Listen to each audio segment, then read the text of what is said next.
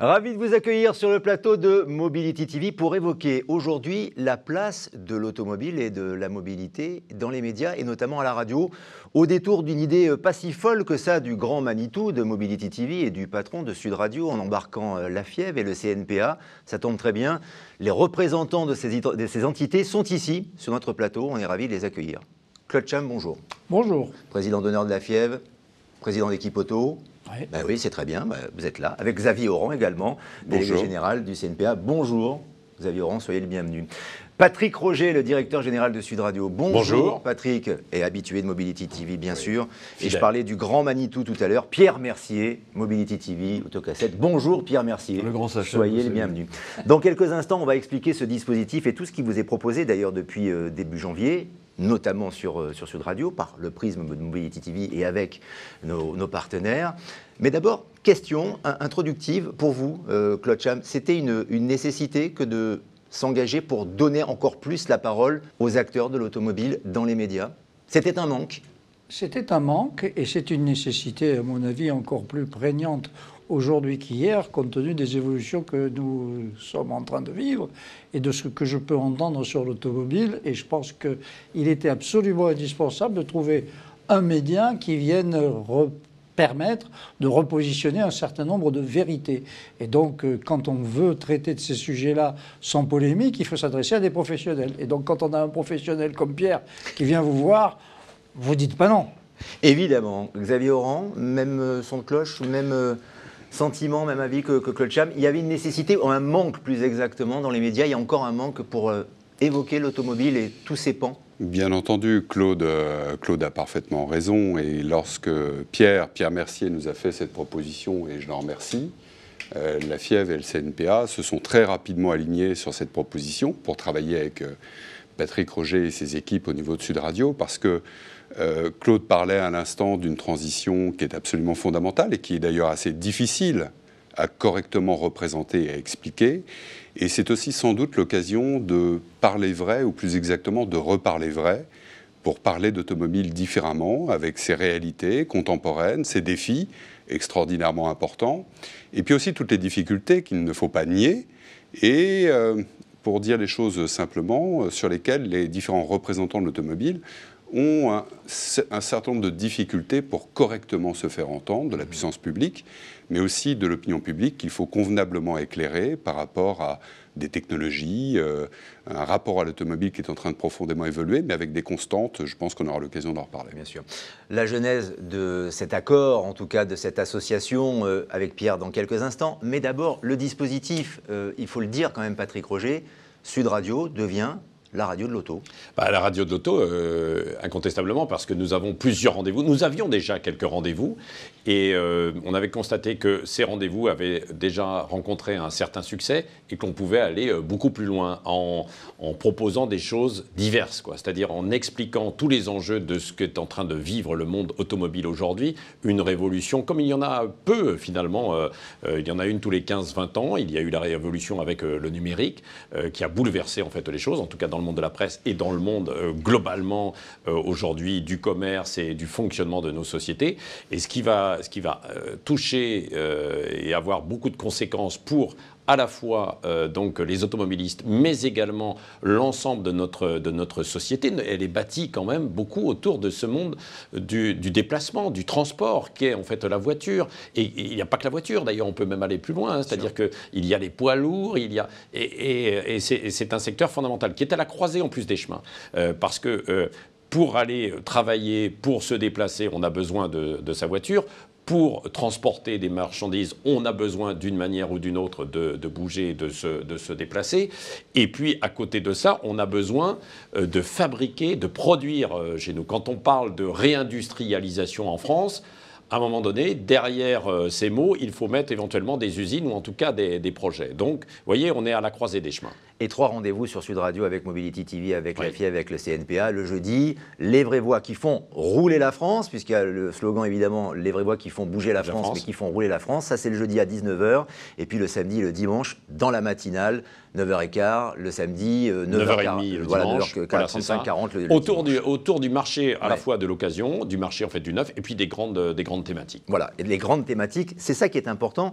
Et je crois que vous trouviez insensé, Pierre Mercier, qu'à l'heure d'aujourd'hui, la mobilité et l'automobile n'étaient pas suffisamment représentées dans les médias, et notamment à la radio. Je peux dire, il faut quitter la langue de bois. C'était vraiment du dénigrement. C'est toujours du dénigrement systématique, du car-bashing. Bon, ça, on peut le traduire par autodénigrement, puisqu'on est dans le franglais. Sauf que autodénigrement, ça veut dire que le monsieur qui dénigre ou la dame qui dénigre s'autodénigre. Et moi, j'aimerais bien savoir combien il y a d'autophobes en France, dans ce pays. Parce qu'on peut assez facilement comptabiliser le nombre de Français et de Françaises qui adorent la voiture, qui sont au volant de leur voiture, qui utilisent la voiture, contraints et forcés parfois. Ils sont des dizaines de millions. Qu'on les culpabilise du seul fait qu'ils se déplacent et qu'ils n'ont pas souvent le choix. Parce qu'à Paris, on a des transports en commun, payés par les contribuables de province, allègrement. Mais en province, qu'est-ce qu'on a? Et donc, moi, j'en avais marre d'entendre cela, matin, midi et soir, ces idées fausses, ou à moitié fausses, ces vérités à moitié débitées, à moitié tronquées. Il fallait un langage de vérité, il faut un langage de vérité. Encore une fois, nous, notre démarche, ici à Mobility TV, c'est pas une démarche de lobbying. Hein. Le lobbying, il est là. Et c'est Claude, et c'est Xavier qui incarne le lobbying, et la PFA.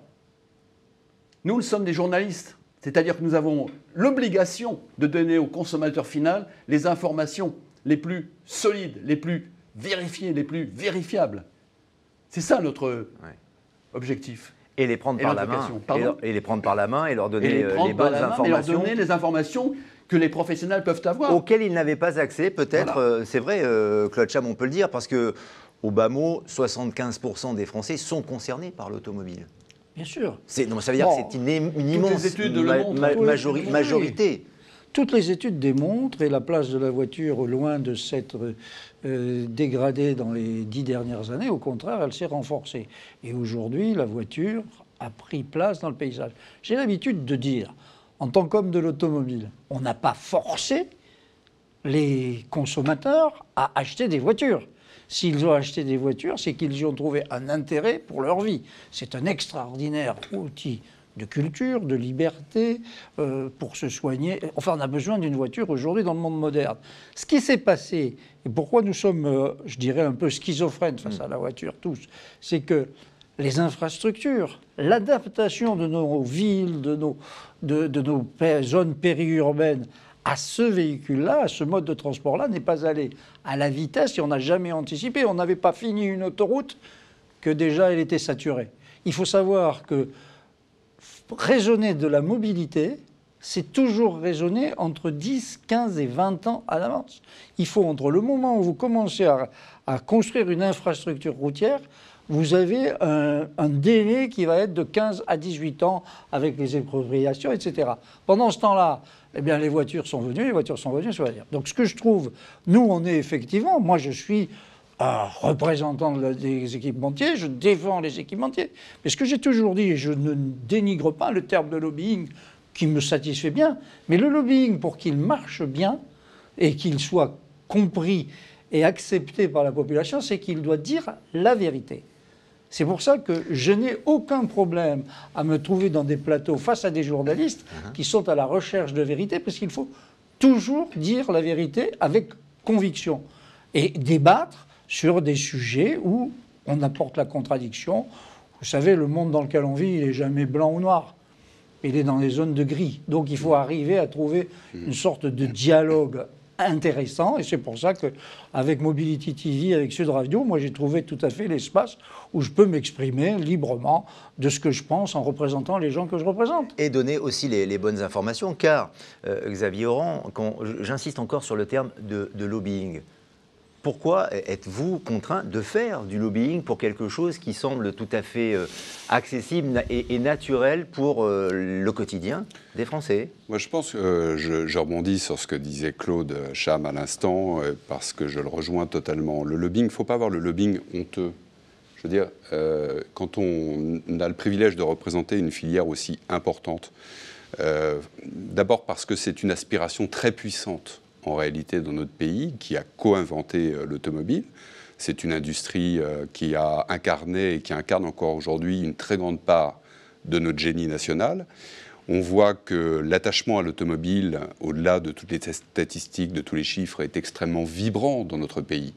Que ce soit dans les grandes villes ou que ce soit dans les zones rurales ou périurbaines, la passion automobile est loin d'avoir dit son dernier mot, bien au contraire. Et je pense qu'il y a un autre récit à porter, à incarner, à représenter, comme je disais tout à l'heure, parce que, comme le disait Patrick, on est sur ce point de bascule, très clairement, on est sur une transition d'ampleur historique, et qui nécessite, pour répondre à votre question, de se débarrasser un peu de ce lobbying un peu honteux, où il faut s'excuser par avance de ce que nous sommes.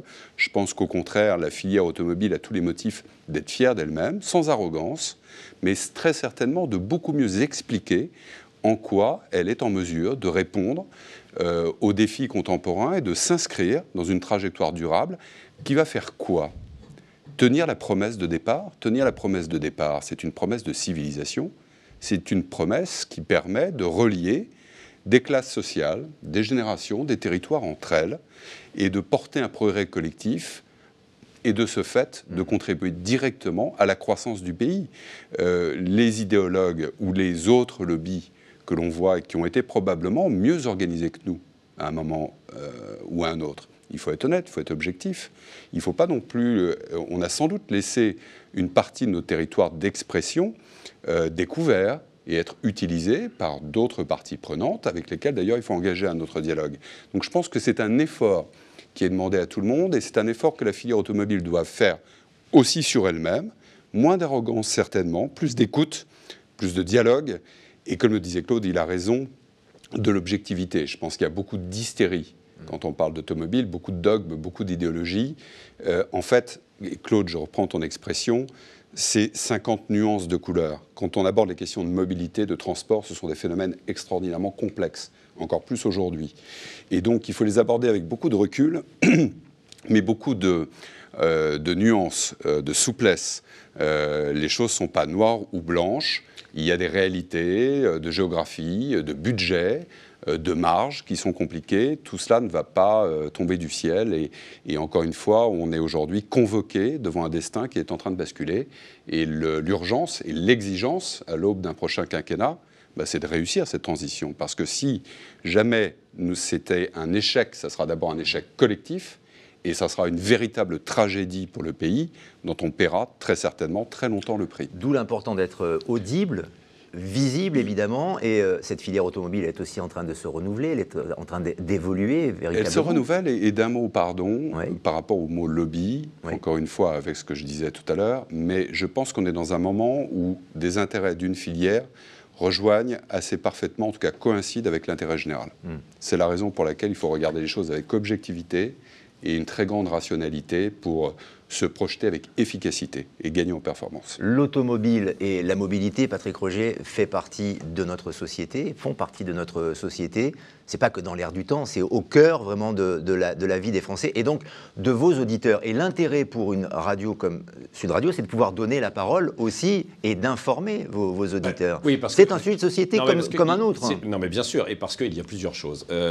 La première, c'est que depuis une dizaine d'années, on cherche un coupable à notre planète qui est malade. Et c'est vrai, l'automobile, il y a probablement contribué, et ça il faut le dire, et on le dira toujours dans l'ensemble en fait de nos rendez-vous, parce que comme l'ensemble de la production industrielle, et la voiture en fait partie, bien sûr, et puis on n'avait pas de recul, on ne savait pas précisément où nous allions. Et aujourd'hui, on a des mesures. Donc grâce à ces mesures, on peut évidemment dire... on va améliorer les choses, oui, là ça pollue, là ça pollue moins, etc. Et puis il y a beaucoup d'autres facteurs. Donc les auditeurs, depuis 10 ans, ils prennent ça, et les auditeurs qui sont beaucoup des automobilistes, globalement, ils prennent ça en pleine tronche, si Oui, je puis mais dire. C'est-à-dire, non mais attendez. Quel est le média Quel est le média qui a le courage de dire que la pollution la plus formidable, c'est la pollution souterraine à Paris? C'est le métro et le RER, les transports en commun qui sont sacralisés. Mais bien sûr, mais Pierre, quel est le média qui a eu le courage de le dire? Il faut balayer en fait devant sa porte et dire que ça existe aussi. Mais ce que je voulais dire par là, c'est que les automobilistes, depuis 10 ans, se disent « Ah, nous sommes les coupables ». Puisqu'on recherchait un coupable. Nous, automobilistes, nous sommes les coupables en fait de cette pollution. Mais en même temps, nous avons besoin de la voiture. Et nous aimons la voiture. Et ça a permis des avancées considérables dans l'ensemble de nos sociétés. Et d'ailleurs, il n'y a qu'à voir dans certains pays qui étaient un peu moins développés, qu'est-ce qui était en fait l'élément, l'outil le plus recherché? C'était la voiture. Donc toujours. Donc aujourd'hui, eh bien, il faut mettre les choses sur la table, se dire en fait clairement les choses, que oui, il faut améliorer la situation. Et la situation s'est beaucoup améliorée dans la production en fait des voitures. Et les voitures sont beaucoup plus propres. Et aujourd'hui, on va aménager les choses. Mais il faut le dire en mettant tout sur la table. Or, depuis quelques années, ça n'allait évidemment que dans un sens, quoi. Et on avait ce sens, c'était la voiture est responsable en fait de tout, il faut la supprimer, il faut la gommer en fait de nos vies, etc. Pourquoi pas après tout? On pourrait la gommer, sauf qu'on s'aperçoit que non, on a besoin et elle est indispensable. Il y a des alternatives aussi. Il faut avoir. Non mais on a du mal en fait à prendre les choses dans leur globalité. En règle générale et souvent dans les médias, on ne les voit que par un prisme, quoi, dans un sens. Et derrière, il y a un côté en fait moutonnier. Et ce que disait Pierre Mercier tout à l'heure sur cet auto-bashing, l'auto-dénigrement, est devenu à la mode et a été répandu sans se poser en fait les questions. Et dans les médias, et le rôle de Sud Radio, c'est ça, et parfois on nous le reproche, on peut nous caricaturer, nous considérer comme extrémistes. Ben non, c'est que nous voulons poser les questions, mais toutes les questions en fait. Et sur la voiture, nous pouvons le faire et nous allons le faire dans l'ensemble en fait de ces rendez-vous. Et c'est ce qui est fait sur notre chaîne, sur Mobility TV, et d'ailleurs celles et ceux qui nous regardent depuis très longtemps le savent. C'est aussi le cas au sein des programmes de Sud Radio, Pierre Mercier. Dire la vérité, dire les choses. Ce qu'on a pu dire dans la sphère B2B en toute liberté et en toute réalité, le mot vérité me gêne un tout petit peu. On est dans l'honnêteté, on est dans la sincérité, dans l'engagement, dans la passion. Ça oui, à 100%. Mais notre objectif, il est simple. C'est de transposer ce que nous faisons depuis toujours avec Autocassette et Mobility TV dans le champ public. Que le consommateur final ait la même connaissance des sujets, alors évidemment en affinant le propos, en l'adaptant bien évidemment, que les meilleurs professionnels. Et c'est à portée de main. La voiture n'a rien à cacher. Elle a tout à montrer, à démontrer. Et quand on parlait de lobby, je vous donne un exemple qui m'est cher, c'est le lobby de l'aéronautique qui existe et qui est remarquable. Et j'aimerais bien que l'automobile s'en inspire. Oui. Le grand public doit savoir, doit être informé, être sur un grand média d'information généraliste. Il est perdu aujourd'hui. Il faut l'avouer par rapport en fait à la voiture et ce que représente la voiture aujourd'hui et la voiture de demain et les nouveaux modèles qui arrivent aussi, puisque là c'est une information très pratique. Le grand public est perdu, mais il a envie d'information et il a envie de débats clairs. Et plutôt avec un sentiment de vérité, en fait, derrière, qu'on ne lui cache pas les choses. Quoi. Exactement, et qu'on le prenne par la main, comme je le disais tout à l'heure, car, autre chiffre, 80% des automobilistes écoutent la radio. C'est-à-dire que les radios, et notamment Sud Radio, travaillent pour les automobilistes aussi, qui sont à l'écoute. Alors, pas uniquement de programmes consacrés à l'automobile ou à la mobilité, mais Claude Cham, il est important, finalement, pour, et on va boucler la boucle comme ça, arriver à faire un lobbying utile et efficace, à faire de la pédagogie. Faire de la pédagogie et dire les choses finalement à celles et ceux qui écoutent notamment Sud Radio. Exactement. Pourquoi la FIEV et personnellement, je me suis engagé dans cette démarche avec Sud Radio et avec Mobility TV, c'est que si nous avons, nous, hommes et femmes de l'automobile, un reproche à nous faire, c'est que j'ai souvent dit que nous nous parlions entre nous. On se parlait entre nous, on parle entre gens de l'automobile. Par contre, on n'a jamais eu cette volonté d'aller parler au grand public.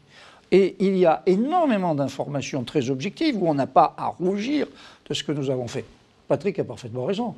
L'automobile a contribué pour sa part à la pollution de cette planète. Nous sommes tout à fait partis. Je suis le premier écologiste de France. Moi, j'ai envie de vivre dans une ville qui est propre, dans une planète en bonne santé, etc. C'est comme le monde agricole. Si on peut faire un oui, c'est vrai. Bien sûr, les agriculteurs sont... Mais aussi, on regarde ça avec un prisme. Ça me fait penser, vous savez, à cette époque où il fallait plus d'industrie en France. Vous vous souvenez de tout ça? Bien Je sûr. ne comprenais pas bien ceux qui voulaient nous emmener dans cette voie-là. Aujourd'hui, ça remonte à Pompidou. Donc c'est pas hier. Bon, il fallait plus d'industrie en France. Et maintenant, il faut réindustrialiser la France. Pourquoi j'ai cet engagement personnel, mais aussi de la FIEV avec moi, c'est que je ne voudrais pas, et nous ne voulons pas, que demain, on se reproche d'avoir peut-être guidé les gens vers des voies qui ne sont pas les meilleures pour elles. L'automobile doit s'adapter à un monde nouveau. Et ce que je dis à l'encan, ça ne sera pas une solution qui sera la solution à ces problématiques-là, ça sera une multiplicité de solutions qui va répondre. On n'a pas le même problème à Yssingeaux qu'on a le problème place des Vosges à Paris. Et donc, chercher à résoudre le problème d'Yssingeaux avec la place des Vosges, à mon avis, Oui. c'est pas la bonne solution. Mais la voiture, la mobilité et surtout le média radio, qui est un média extrêmement facile et un média extrêmement populaire et accessible en effet, peut permettre de relier bien sûr, la capitale et la province notamment, puisque c'est à ça que vous faisiez référence, Claude Cham. Je vous laisse le mot de la fin, Xavier Oran. Important de faire de la pédagogie, en effet, parce que les gens ont besoin de savoir, les auditeurs, les Français ont aussi besoin de savoir que la filière automobile travaille à des alternatives. C'est-à-dire ce qu'on a pu reprocher à la filière automobile, eh bien, il y a des choses qui sont réalisées et qui sont faites, et peut-être que tout le monde n'a pas accès à cette information pour améliorer. J'ai l'habitude de dire que l'univers de l'automobile et des mobilités est en pleine expansion. Elle est en pleine expansion dans tous les sens du terme et dans toutes les dimensions. Que ça soit avec des nouveaux acteurs, avec des nouvelles technologies, une nouvelle façon de penser ces technologies, de les domestiquer, de se les approprier. Il y a des nouveaux métiers qui vont apparaître, même si effectivement il va y avoir une période de transition extraordinairement compliquée à gérer au niveau de l'amont industriel ou de l'aval de la distribution et des services. Mais c'est une phase de transition historique. Et dans toute phase de transition historique, il faut apporter cette pédagogie, cette dimension didactique, que nous devons à la filière, d'abord elle-même, et puis auprès de nos clients, et puis plus largement devant les Français. Parce qu'encore une fois, on ne peut pas être un État constructeur ou une nation automobile sans assumer toute l'étendue de nos responsabilités, et donc d'avoir une communication claire, régulière, précise, didactique, authentique, comme le disait Pierre tout à l'heure, et donc de ne pas, encore une fois, s'excuser par avance de ce que nous sommes, alors qu'il y a sans doute une révolution d'abord à mener et une révolution à gagner. Voilà. Une information que je vous livre ce soir, le CNPA proposera, par la voix de mon président Francis Bartholomé, à l'occasion d'une assemblée générale extraordinaire qui se tient la semaine prochaine, un changement de nom du CNPA. Et ce changement de nom que je ne peux pas vous donner ce soir, je fais un peu de teasing, mais incarnera bien ce que nous avons partagé ensemble aujourd'hui, avec un changement. Il y a de très nombreux changements que nous dévoilerons dans une petite semaine maintenant, mais l'un d'entre eux, je le cite, c'est le positionnement du CNPA qui pivotera sur une communication orientée vers les consommateurs. C'est-à-dire qu'on cassera un peu ce côté consanguin qui a caractérisé le CNPA pendant 120 ans pour nous orienter vers une communication beaucoup plus grand public, d'où ce partenariat avec la FIEV et avec Sud Radio, et rentrer dans une démarche de travail régulier avec les associations de consommateurs, ce que nous faisons déjà depuis quelques années, mais on va aller bien au-delà de ça, c'est-à-dire on va construire de l'information fiable, vérifiable, documentée, didactique, pour accompagner finalement les clients de nos clients, et puis cesser de laisser à d'autres le soin finalement de brouiller un peu plus les cartes, alors qu'il faut sortir de ce brouillard ambiant quand on parle d'automobile, compte tenu de tout ce qui est en train de se passer. Et j'avoue que c'est quand même cette transition-là, elle fait peur, mais elle est aussi extraordinairement enthousiasmante. Et il faut porter ce récit positif qui était l'origine de l'histoire automobile au XXe siècle et un petit peu avant. Être didactique, je retiens ce terme-là, en écoutant Sud Radio bien sûr, en regardant les programmes de Mobility TV avec le CNPA, avec la FIEV. Merci à tous les quatre. On aurait pu faire des heures, hein, je le sais. Hein, vous aviez encore plein d'idées et plein d'arguments, mais on va se revoir. En termes de... Pierre Mercier, pour conclure. À tous ceux qui doutent, oui. C'est que Elon Musk, qui fait figure de visionnaire, a choisi ces deux nouvelles frontières, l'espace et l'automobile. Très bien. Et nous avons aussi choisi les ondes. Vous voyez, donc au moins, comme ça, on est exactement dans l'espace et dans les ondes. Merci à tous les quatre. Merci. À très bientôt. Et vous continuez à nous regarder et à nous écouter, bien sûr. Salut.